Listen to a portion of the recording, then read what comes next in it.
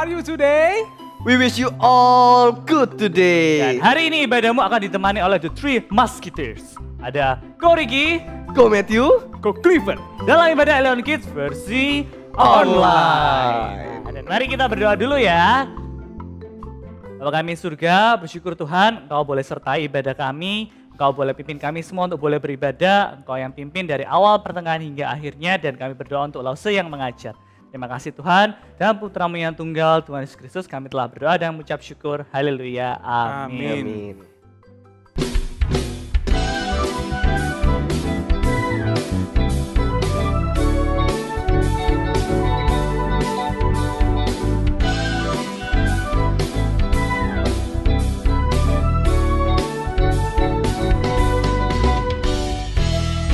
Hanya kau milikku di surga.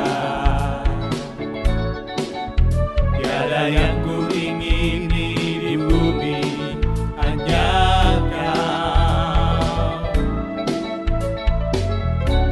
Tak ku andalkan kekuatanku, namun yang pasti Kau tetap selamanya Allah sumber kuatku, Allah sumber kuatku, Allah sumber kuatku dan bagianku selamanya, selamanya.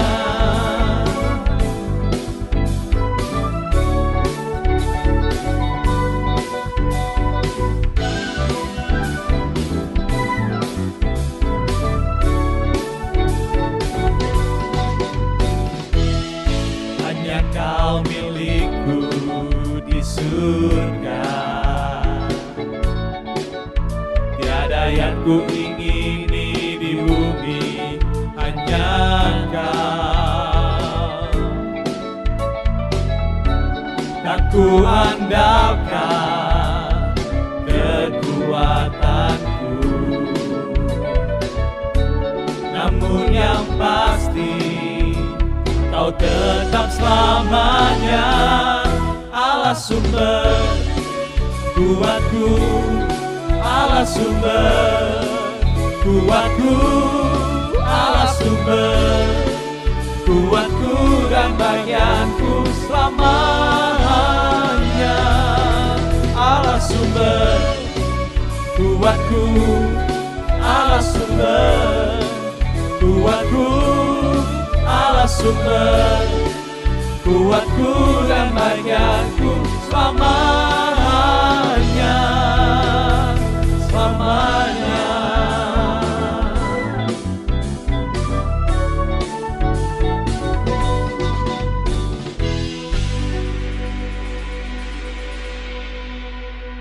Guys, Kenapa?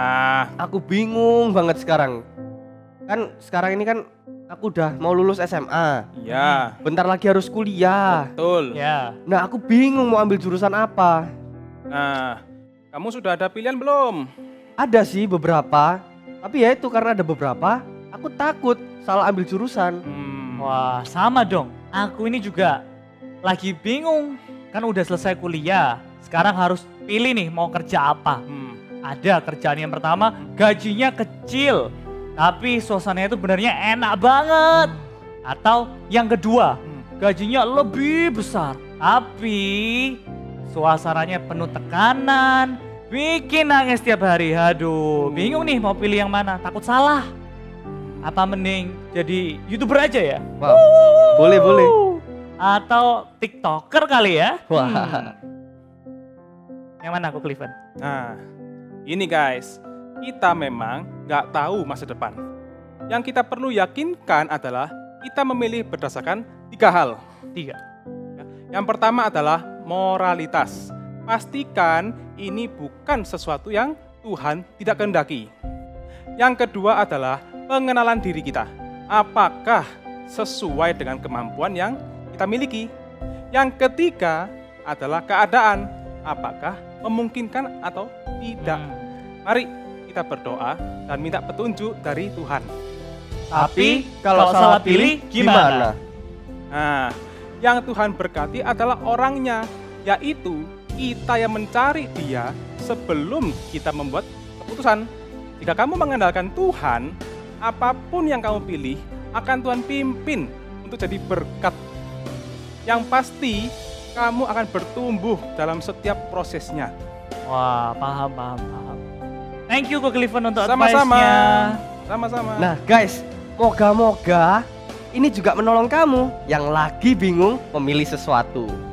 Yuk, dalam segala sesuatu, kita membiasakan diri untuk selalu tanya Tuhan dan belajar untuk surrender.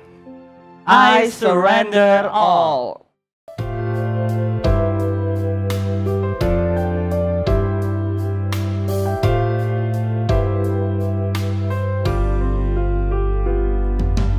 All to Jesus I surrender, all to Him I freely give. I will ever love and trust Him, in His presence daily live. I surrender all, I surrender all to Thee, my blessed Savior. I surrender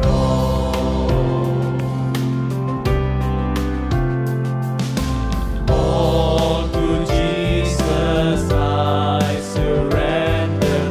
Humbly at His feet I bow. Worldly pleasures all forsaken. Take me, Jesus, take me now. I surrender all. I surrender all to Thee, my blessed Savior. I surrender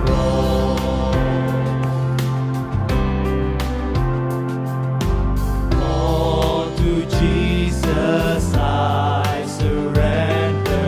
Make me Savior, holy Thine. May Thy Holy Spirit fill me. May I know Thy power divine. I surrender all. I surrender all to Thee, my blessed Savior. I surrender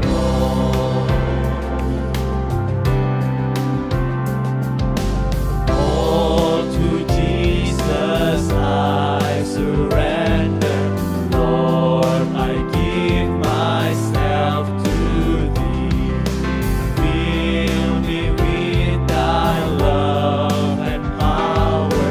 Let Thy blessings fall on me. I surrender all. I surrender all to Thee, my blessed Savior. I surrender all. I surrender all. I surrender all to Thee, my blessed Savior. I surrender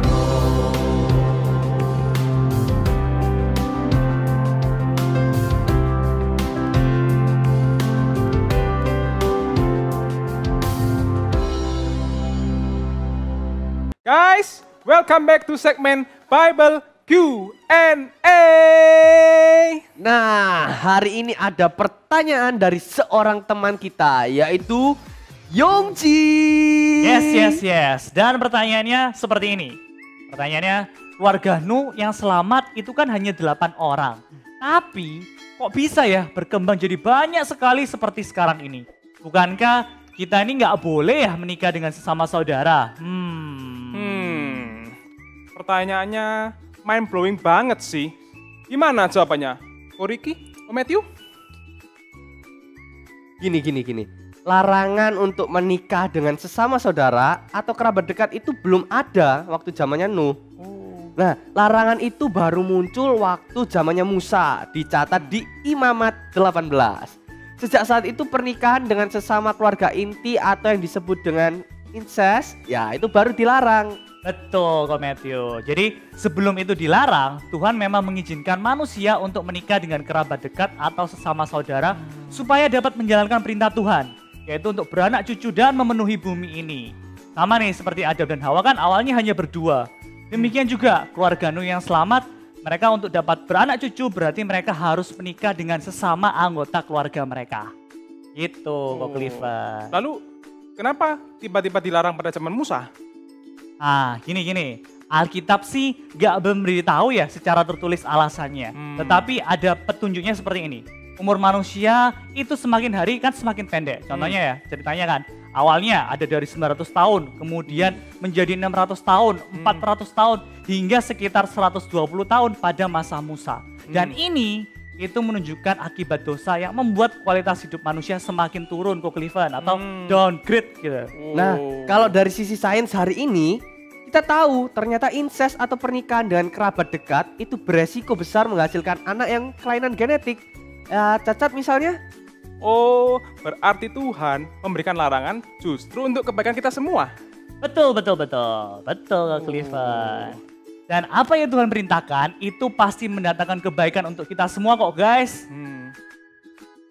Semua yang Tuhan rancangkan itu untuk mendatangkan kebaikan. When you cannot trace his hands, you can always trust his heart. Semua baik.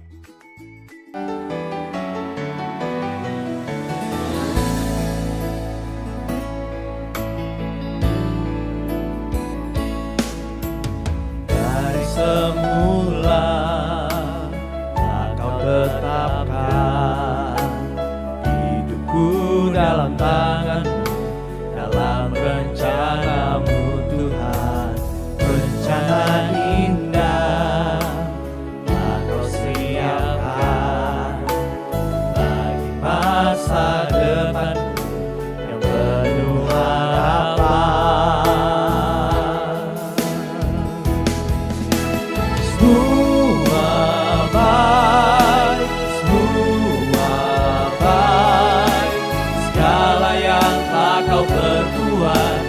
Dalam hidupku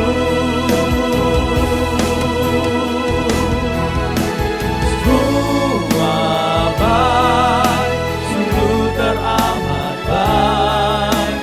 Kau jadikan hidupku berarti.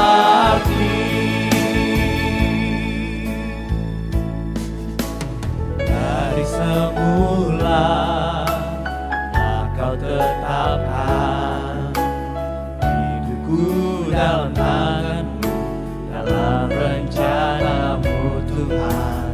Rencana indah Kau siapkan bagi masa depanku yang penuh harapan.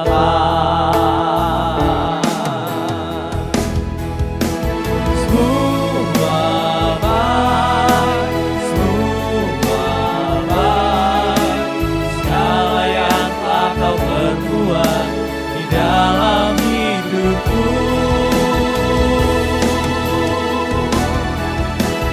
semua baik, sungguh teramat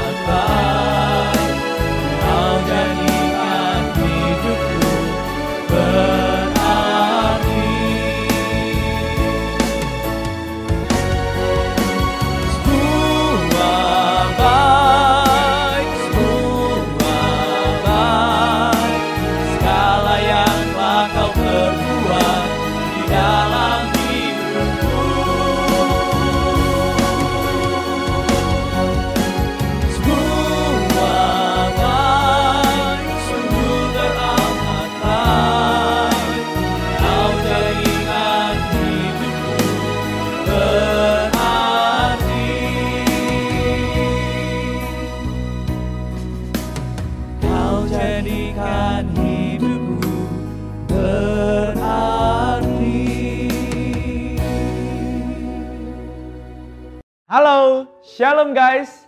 Mari kita mempersiapkan hati untuk mendengar firman Tuhan saat ini. Mari kita berdoa yuk. Tuhan berkati kami dengan firman-Mu, bukalah hati kami untuk mengerti isi hati-Mu.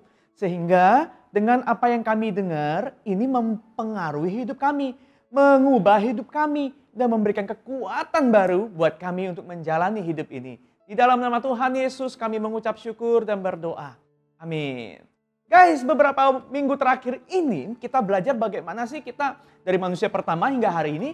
Kenapa sih kok ada dosa? Apa yang terjadi dengan kita sampai-sampai kita butuh diselamatkan? Guys, kamu bayangkan ya, kalau kamu punya sebuah barang elektronik misalnya, mainanmu, game kah, atau apa gitu ya, itu rusak. Terus setelah rusak, kamu servis, kamu bawa perbaiki. Setelah perbaiki 1 minggu, kumat lagi. Lalu kamu terpaksa bawa servis lagi tuh, mumpung masih ada garansi kan. Kemudian setelah kamu servis, kamu nunggu 1 bulan. 1 bulan dikembalikan, bisa berfungsi lagi. Tapi belum 1 minggu, rusak lagi. Yang rusak spare part bagian lainnya lagi. Kamu harus bawa lagi. Meskipun masih ada garansi 1 tahun gitu ya. Kalau rusak-rusak terus, lama-lama kamu gimana tuh? Ya, itu sangat mengganggu bukan? Lama-lama kamu pikir, ngapain gua servis-servis terus? Apalagi kalau garansinya sudah habis. Kalau servis-servis terus malah rugi. Ujung-ujung lama-lama kamu pikirnya gimana? Mending gua lem biru. Lempar, beli yang baru ya. Kalau kita punya barang aja ya, rusak melulu. Lama-lama kita males. Kita mendingan ganti yang baru ya enggak? Tapi bayangkan bagaimana dengan kita manusia. Nah, kita udah belajar beberapa minggu ini kan, Alkitab ngasih tahu sama kita bahwa ternyata manusia yang jatuh dalam dosa itu terus menyebabkan ancaman kehancuran buat hidupnya. Nah, kita kan ingat ya, pertama kali Adam dan Hawa jatuh dalam dosa. Kemudian setelah itu keturunannya ya, terjadi pembunuhan. Kain membunuh saudaranya sendiri, Habel. Kemudian kejahatan manusia itu terus bertambah, sampai-sampai Tuhan menghukum manusia lewat air bah. Dibinasakan satu generasi manusia. Dan hanya ada 8 orang yang diselamatkan, yaitu Nuh dan anggota keluarganya. Nah, pikirnya Tuhan, dari anggota keluarga Nuh, semoga keturunan berikutnya akan seperti Nuh yang saleh dan mengasihi Tuhan.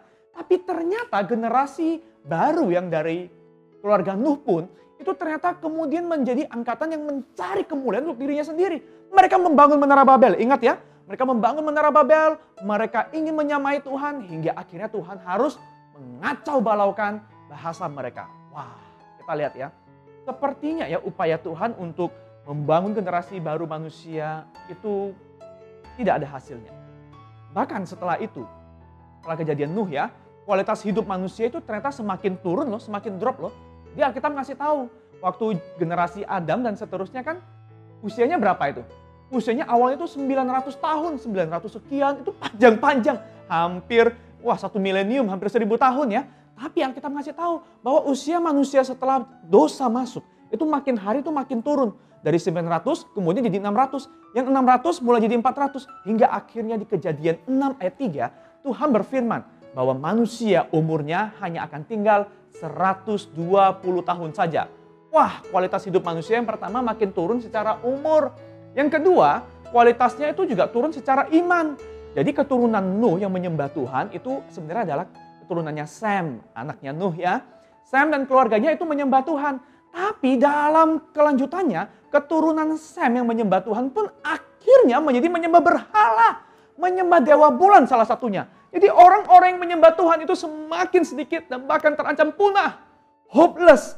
Manusia ini guys, sepertinya nggak mungkin ya bisa konsisten sungguh-sungguh mencari Tuhan. Ya tinggal tunggu waktu aja hingga dosa dan kejahatan itu kembali merajalela lagi. Hopeless bukan? Tapi puji Tuhan, Alkitab itu bukan kisah yang hopeless.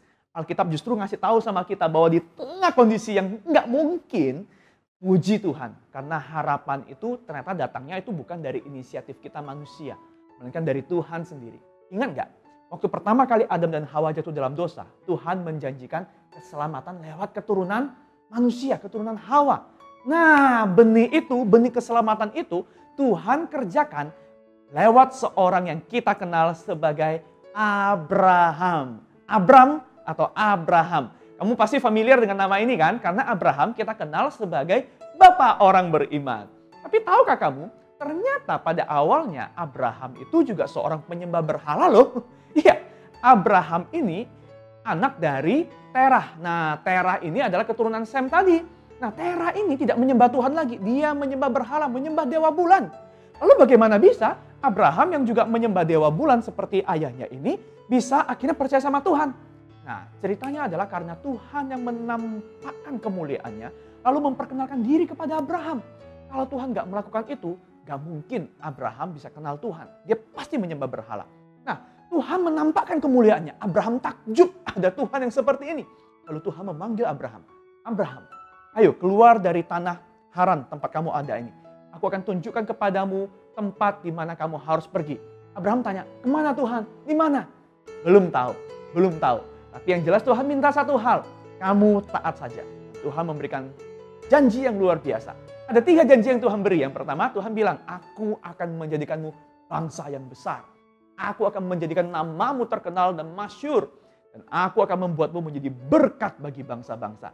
Guys, ingat ya, yang generasi sebelumnya mau menjadi terkenal, mau menjadi besar dengan membangun menara Babel. Tapi Tuhan hancurkan.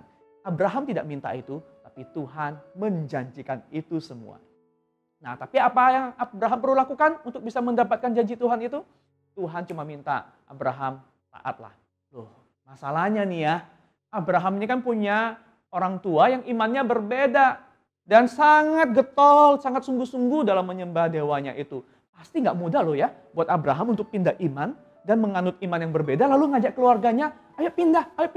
Siapa yang suruh pindah? Tuhan yang mana? Wah, pasti nggak sulit. Nah guys, Koko juga ingat ya, Koko sendiri ini lahir dari keluarga yang bukan Kristen. Jadi Koko dari Pontianak bersama keluarga besar itu menyembah ada ya dewa-dewa lokal di sana ya. Koko ingat pertama kali mengenal Tuhan Yesus itu dari sekolah Kristen. Kemudian ke sekolah minggu, akhirnya percaya kepada Tuhan Yesus itu waktu di sekolah minggu kelas 6. Nah, ketika mulai percaya, kemudian kan mulai mengambil keputusan, aku mau dibaptis, aku mau menyatakan diri sebagai orang Kristen. Itu nggak mudah loh, karena keluarganya Koko itu punya banyak tradisi-tradisi agama, seperti menyembah kuburan, leluhur yang telah meninggal, ya. Kemudian ada banyak lagi sembahan-sembahan yang lain. Nah, yang mana Koko tahu kalau Koko percaya sama Tuhan, Koko nggak boleh lakukan itu lagi, nggak boleh nyembah yang lain lagi. Itu berat sekali. Pertama kali menolak untuk melakukan itu, Koko itu sampai dimarah di depan umum, di sidang di tengah-tengah keluarga. Nah, sehingga waktu Koko mau mengambil keputusan mau dibaptis, itu Koko akhirnya kamu tahu waktu itu, Koko nggak cerita dulu ke orang tua. Koko berani mengambil resiko, percaya kepada Tuhan Yesus, dibaptis. Setelah hati siap, Koko baru cerita kepada orang tua. Wow guys, it takes faith ya. Untuk mengikrarkan, untuk menyatakan iman yang berbeda dengan apa yang orang tua miliki. Bayangkan Abraham, dia lebih lagi. Abraham harus mengambil jalan iman yang luar biasa untuk pergi ke tanah yang Tuhan janjikan untuk memenuhi janji yang Tuhan mau berikan. Nah, ada 3 perintah Tuhan buat Abraham. Dan 3 kondisi ini nggak mudah loh. Yang pertama, Abraham diminta, ya Tuhan memberikan perintah kepada Abraham untuk meninggalkan keluarganya, pergi dari tanah ini. Get yourself out. Abraham dipanggil untuk melanjutkan, meninggalkan negaranya, tanah asalnya, rumahnya, dan keluarganya yang ternyata mereka tidak mau meninggalkan tanah Haran, tempat mereka ada. Yang kedua tantangannya ya, kamu jangan pikir waktu Tuhan sekali menunjukkan diri kepada Abraham, lalu berikutnya Tuhan ngomong itu menampakkan diri terus, ngomong ada suaranya terus, makanya Abraham jadi berani. Enggak loh, jangan bayangkan Abraham itu ngomong sama Tuhan setiap saat. Enggak, Alkitab cuma mencatat ada 7 kali aja Tuhan berfirman kepada Abraham, meneguhkan janjinya, dan itu terjadi selama 25 sampai 30 tahun. Bayangkan dalam 30 tahun, Tuhan cuma menampakkan diri 7 kali. Bahkan beberapa kali Abraham itu menghadapi masalah, menghadapi krisis tanpa ada catatan Alkitab bahwa Tuhan itu ngomong sama Abraham, kamu harus begini, kamu harus begitu. Yang ketiga, Abraham itu juga mengalami resiko karena nggak jelas mau kemana. Tuhan suruh jalan aja, ya udah dia ngikut aja ke tempat yang belum jelas, nggak ada alamatnya. Tuhan nggak ngomong, kamu ke jalan ini, kamu ke kota ini, kelurahannya ini, kode posnya ini, nanti masuk gang besar, kamu belok kanan, setelah itu kamu belok kiri, sampai tuh di titiknya. Enggak, Tuhan cuma ngomong, pergilah. Aku nggak kasih tahu kemana, tapi pergi sekarang. Apa yang Abraham lakukan? Dia meresponi anugerah Tuhan ini dengan iman. dia berangkat. Nah, ada dua pelajaran yang besar nih dari panggilan Abraham dari Tuhan ini. Yang pertama, guys, bahwa iman itu ya, itu diberikan, itu karena inisiatif Tuhan. Tuhan yang memulai memanggil kita. Kalau misalnya Tuhan gak berintervensi ya, gak memanggil Abraham, mungkin gak Abraham itu mencari Tuhan dengan inisiatif dirinya? Gak mungkin, karena dia ini seorang yang menyembah berhala, dia gak kenal Tuhan. Yang kedua, dia usianya udah lanjut. Kalau masih muda, dia percaya, ayo kita pergi, kemanapun pergi, siap kuat ya. Tapi kalau sudah umurnya lanjut, waduh mikir aku masa kuat, aduh aku ini sudah tua. Yang ketiga, dia ini sudah makmur, hidupnya sudah enak di dunia ini. Ngapain lagi harus pergi cari resiko neko-neko, nggak mau pasti. Dan yang keempat, Abraham ini satu-satunya orang di antara kaum keluarganya yang mendengar firman Tuhan. Yang lain itu nggak dengar, sehingga untuk keluarganya mau dengar Abraham, mau ikut dia, itu sulit terjadi ya. Tapi guys, dalam perjumpaan dengan Tuhan, Abraham mendengar panggilan Tuhan. Dia juga memperoleh iman yang membuat dia berani, dia percaya meskipun belum jelas. Pokoknya Tuhan mau apa, aku ikut aja. Guys, tanpa panggilan Tuhan ya, kamu ini, kita ini, termasuk Koko ya, nggak mungkin jadi Kristen. Begini, KTP-mu mungkin bisa Kristen. Kamu bisa jadi Kristen karena kamu lahir di keluarga Kristen. Bahkan kamu rutin beribadah secara Kristen. Tapi ya menjadi Kristen yang sejati, itu bukan karena status, karena lahir di keluarga Kristen.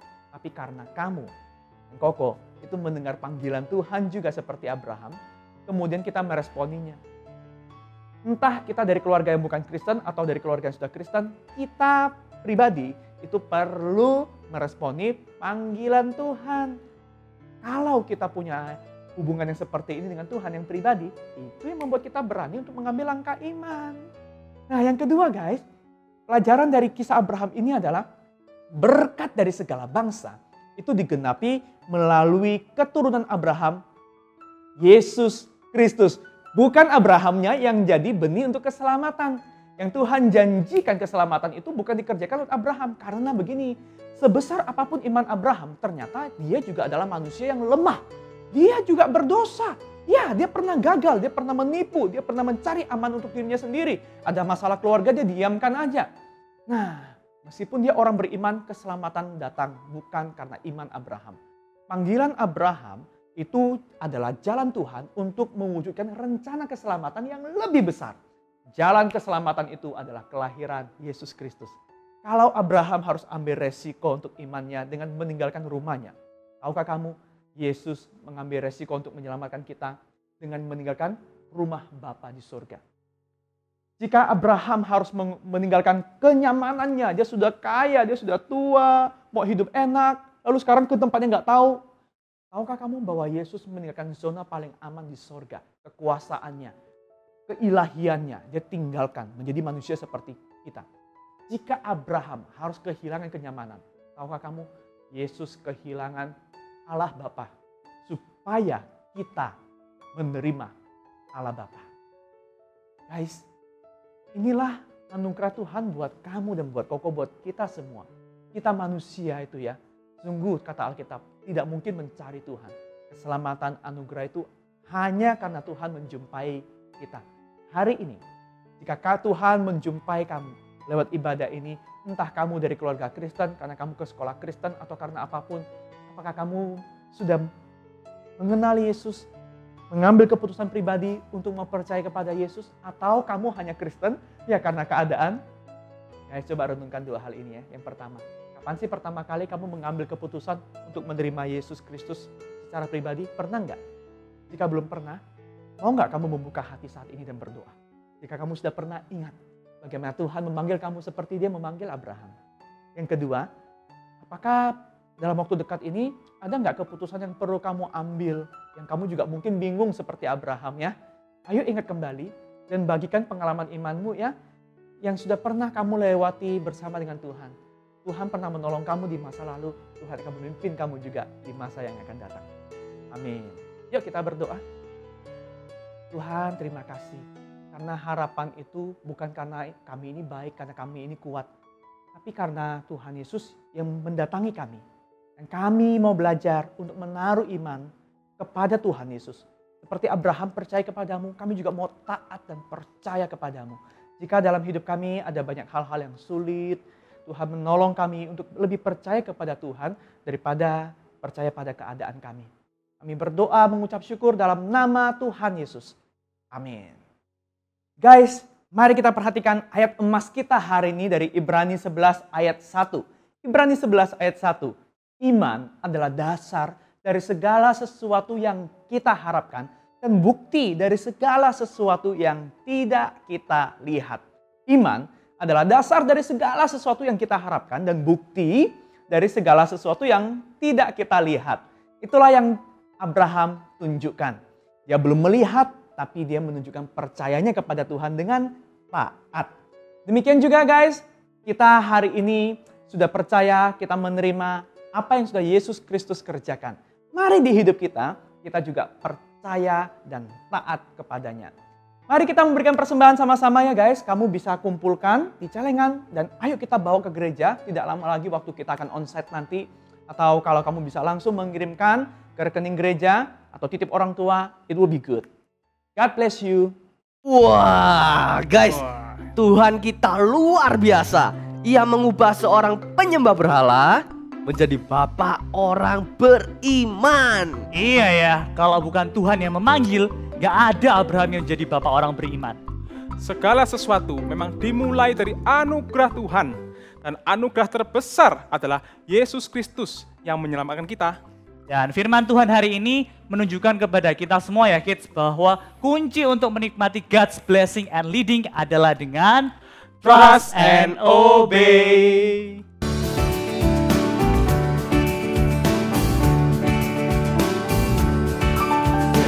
Walk with the Lord in the light of His word. What a glory He sheds on our way. While we do His good will, He abides with us still, and with all who will trust and obey. Trust and obey. There's no other way to be happy in Jesus but to trust and obey.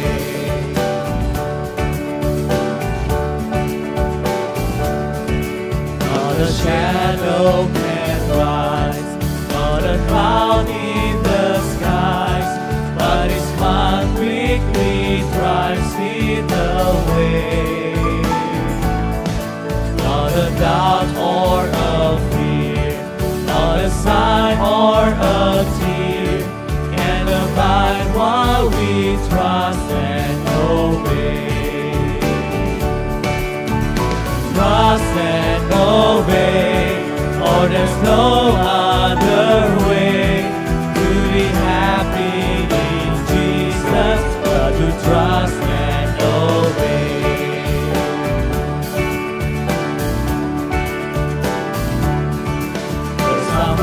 Tuhanku dalam terang firman-Nya, Dia yang menyinari jalanku.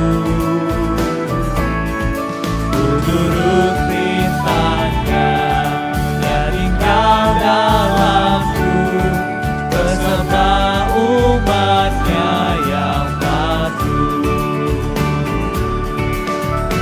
Percayalah dan patuh padanya, pasti kau dikasihnya, hanya percayalah.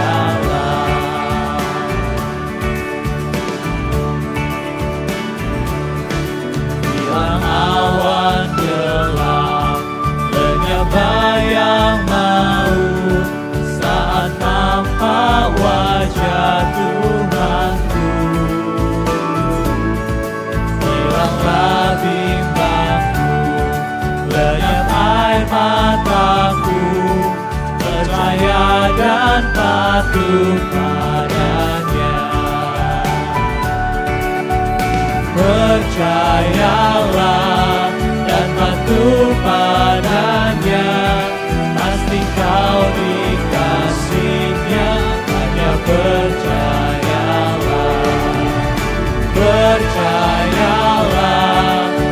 patuh padanya, pasti kau dikasihnya, banyak percayalah.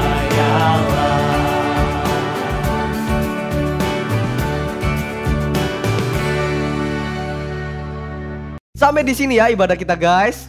Like video ini, share to your friends untuk memberkati mereka semua. And we will see you again next week di Ibadah Alien Kids versi Online. Bye. God bless you.